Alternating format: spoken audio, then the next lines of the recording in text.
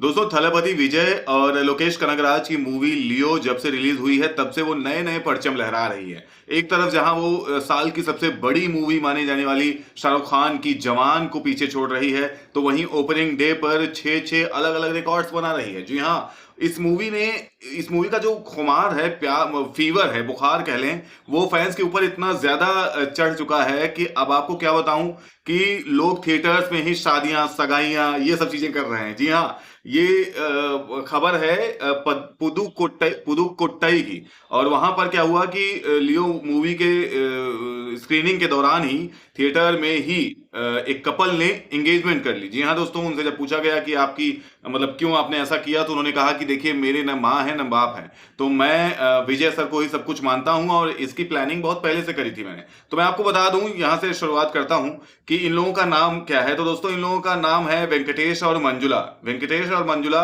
इतने बड़े फैन हैं थलपति विजय के कि उन्होंने इस मौके को चुना अपने जीवन के सबसे बड़े दिन को सेलिब्रेट करने के लिए। जी हाँ, उन्होंने एंगेजमेंट किया और वो भी लियो थलपति विजय की लियो मूवी के फर्स्ट शो में फर्स्ट डे के दिन।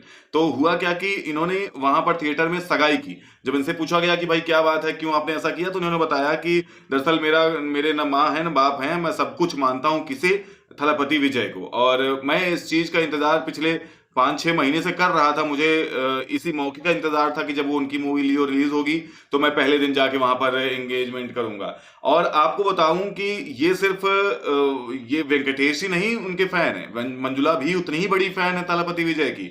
और ऐसे में ये चीज हमें यहाँ पर देखने को मिली। उनका कहना है कि अभी तो चलो एंगेजमेंट हो गई है, इसके बाद मैं मंदिर में जाके शादी करने वाला हूं अभी हाल फिलहाल में। तो ये दोस्तों जब खबर आई सामने लोगों के, तो लोग चौंक गए कि भाई ये भी हो रहा है क्या लियो को लेकर। तो मतलब इसलिए कह रहा हूँ शॉकिंग, बार बार मैं शॉक शब्द का इस्तेमाल इसलिए कर रहा हूँ या आश्चर्य शब्द का इस्तेमाल इसलिए कर रहा हूँ क्योंकि पहले जो खबरें चल रही थी, जो बातचीत चल रही थी, पूरी तरीके से टाइगर 3 पर थी, एनिमल पर थी, डंकी पर थी, प्रभास की सालार पर थी, गणपत पर थी। तो लेकिन अब जब ये मूवी रिलीज के नजदीक आने लग गई, तभी से इस पर चर्चाएं धीरे धीरे दिन के साथ, एक एक दिन के साथ आगे बढ़ती चली गई। तो वहीं अगर हम देखें तो जब रिलीज डे आया तब इसने ऐसा तूफान मचा दिया कि मतलब लोग अपने आप न चाहते हुए भी लोगों का ध्यान इधर खिंच गया कि भाई ये कौन सी मूवी है, लियो अच्छा, थलपति विजय की अच्छा, लोकेश कनगराज की। आपको बता दूं कोई कम नहीं है, लोकेश कनगराज और थलपति विजय का कॉम्बो हमें मास्टर में देखने को मिले था।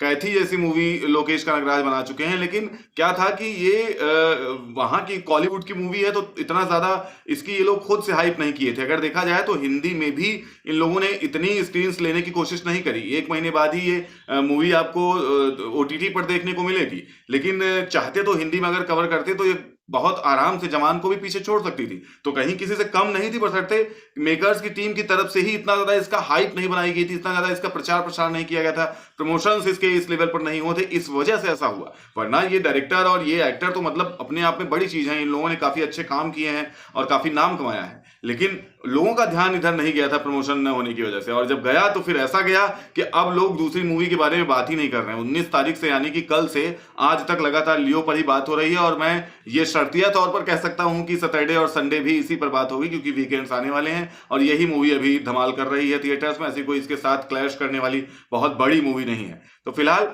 इस फैंस के इन खुमार पर आप क्या कहना चाहेंगे, अपनी राय कमेंट में लिखिएगा। मिलता हूं आपसे एक नए वीडियो में नई अपडेट के साथ, तब तक के लिए बाय बाय, टेक केयर।